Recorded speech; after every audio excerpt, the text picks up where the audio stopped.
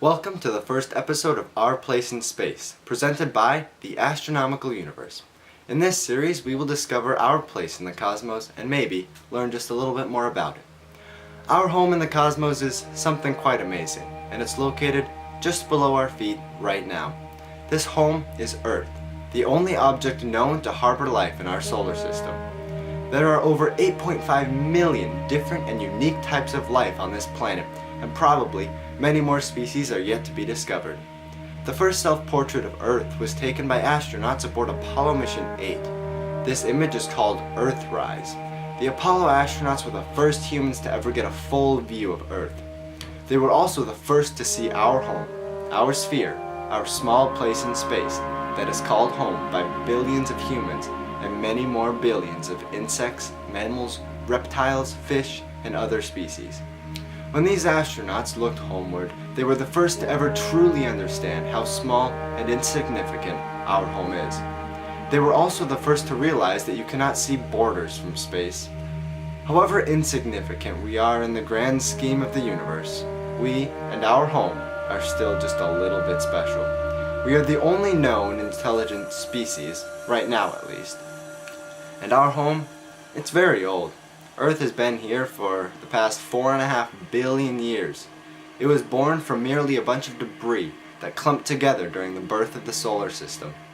When our home was but a young planet, it was very hot.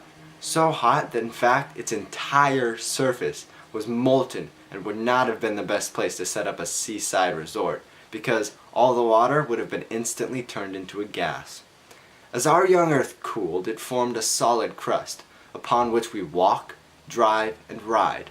Beneath the crust is the Earth's mantle, a churning pot of molten rock. The churning that's going on inside of the mantle is called convection. Convection is the process in which the molten rock is cooled when it is closer to the crust. Once it is cooled a little bit, it sinks back down into the mantle where it is heated once again and rises to the top. This process has been going on for billions of years and is still going on right beneath our feet. At the center of the Earth is a solid iron core. In other words, that heavy cast iron cooking pan in your kitchen is the same material that can be found at the center of the Earth. The solid iron at the center of the Earth is also what produces Earth's magnetic field. The magnetic field is what tells a compass where to point, and it protects us from deadly cosmic rays and other solar radiation.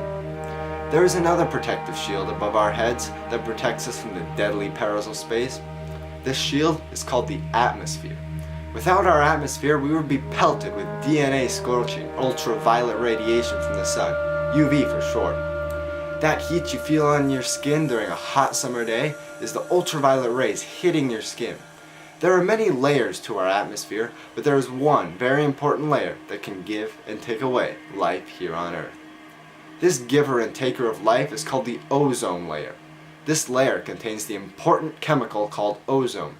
Ozone is a molecule made up of 3 oxygen atoms.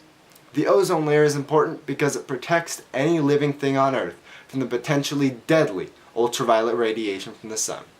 The ozone in the atmosphere absorbs most of the ultraviolet light and prevents it from getting to the surface of the Earth. Without it, we would quickly be baked on the surface. Recently, there has been an increase in the level of greenhouse gases in our atmosphere. These are also called chlorofluorocarbons. Now, there's a reason that they're called greenhouse gases. The name comes from the greenhouse effect, which these gases contribute to immensely. The greenhouse effect is a process that is vital for life here on Earth, but also potentially dangerous. The small amount of ultraviolet light that does reach the surface of the Earth is reflected back up into the atmosphere, but the greenhouse gases then reverse that energy and send it back down to Earth, resulting in a comfortably warm planet. Unfortunately, when there's a rise in the level of greenhouse gases, there is also a rise in the amount of ultraviolet light that is reflected back to Earth, heating it up. This heating results in climate change, which has many negative effects, such as the melting of the polar ice caps. But hey, maybe you had the coldest winter in your town this year. Well, that's not a reason to say global warming does not exist, because that's a result of weather. Weather is sporadic and constantly changing. That is why weather predictions are so often wrong. You know what I mean. Climate change, on the other hand, is a steady rise in the average temperature of the year. Climate change is a serious problem, not a theory. It even has a relatively simple solution. All that we have to do is limit our emission of greenhouse gases. This may be done by maybe cycling to work or school one day rather than driving.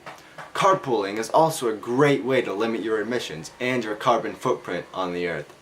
Our atmosphere produces other interesting phenomena such as aurorae and meteor showers. Meteor showers occur when the Earth travels through some space debris, usually from a comet. This space debris starts falling towards the Earth, and when it hits the atmosphere, it burns up and produces a flash or streak of light, often called a shooting star, even though it's not really a star. The atmosphere also produces another phenomenon when it reacts with the magnetic field.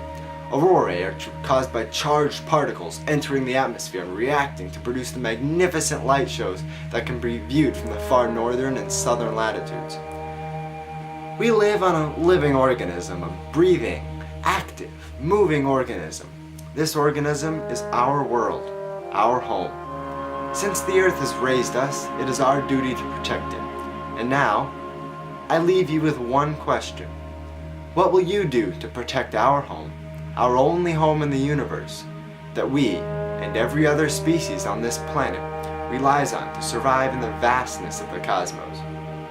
Thank you for watching this episode of Our Place in Space, and make sure to check out our website at www.astronomicaluniverse.blogspot.com and tune in next time for the next episode of Our Place in Space.